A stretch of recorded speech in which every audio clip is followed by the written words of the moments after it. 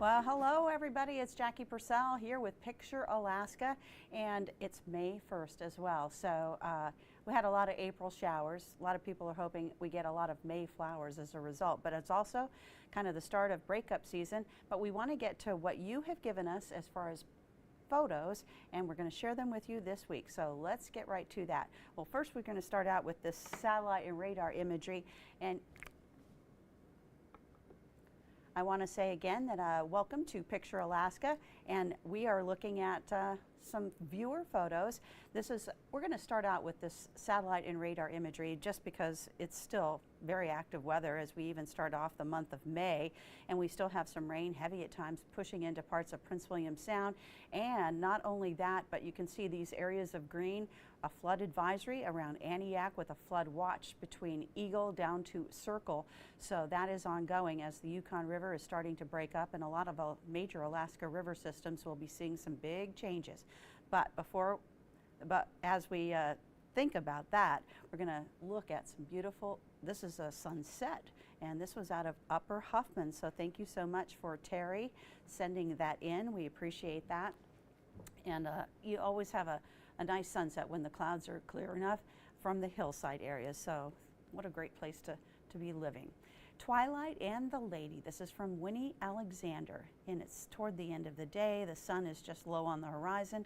It's kind of brightening up and highlighting some of those clouds in the foreground. But Mount Susitna, or more affectionately known as Sleeping Lady, is just basking in the twilight. So again, Winnie, thank you for sending that in. Now, we don't often see a lot out of the southeast Alaska, but we have a great bridge view for you. And if you look on the left side of your screen, you can see somebody has a house out there. Looks like it's on its own little island.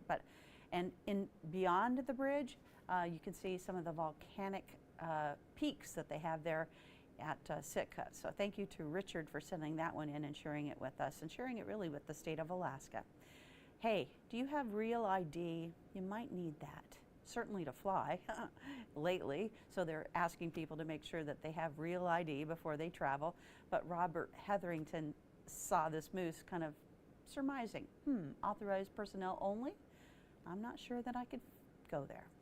Caribou and the sunset. This is out of New Wixit, and the thing about this sunset is the sun is still up, and it's 11:05 p.m. Thank you to Jeremy Kasich for sending that in, and it's so great to see some of those that sunshine returning to portions of Alaska that for a portion of the winter don't really get to see it very much.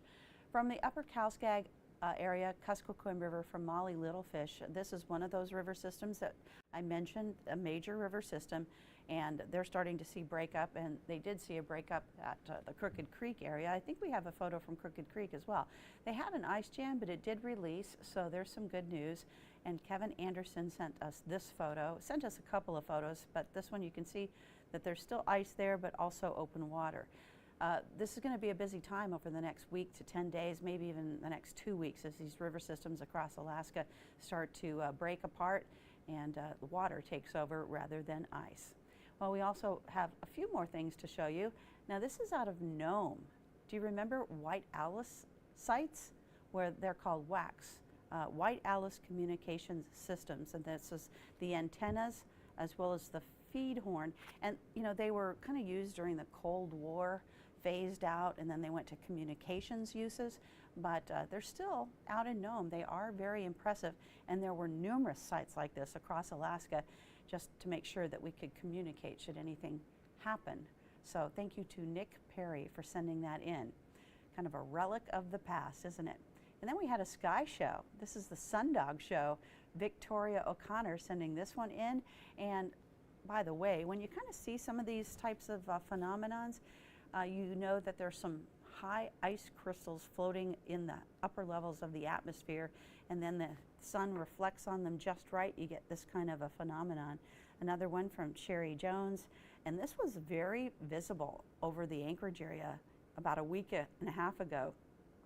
So we got several photos of it, so I'm going to be sharing that with everybody. And I love this one. This is from Terry Hebert. So thank you so much for sending that in and sharing it with us. It just looks like the cloud cover is just emanating from that sun. And it's a kind of combination of the sun, those high ice clouds, and the formation of the clouds. And a lot of times what this means is that there's a storm system on the way when you have such high droplets of moisture in the atmosphere. It's usually indicative of a change in weather. And certainly over the weekend, we did see a change in weather. This is a very similar looking image of the sun halo from Thomas Swan. Wow, you caught that at just the right angle, at just the right time, in full swing. So thank you so much for sending that in, Thomas. As far as when you can send in your photos and videos, you can go to our alaskasnewssource.com website. It's pretty easy. I just showed you the top bar here, and that'll give you a chance to see where you can click. It's submit photos and videos. It's toward the left side of the bar, of the top bar. So that's where you can send your photos and videos in, and we always love to see them and highlight them. Can't run them all on TV, but we sure can run them here on Picture Alaska, and more at once, so maybe you'll see your photo in there. So I hope you have a good evening out there, or daytime whenever you're watching this. And Picture Alaska, it's always with you each week. Thanks for joining us.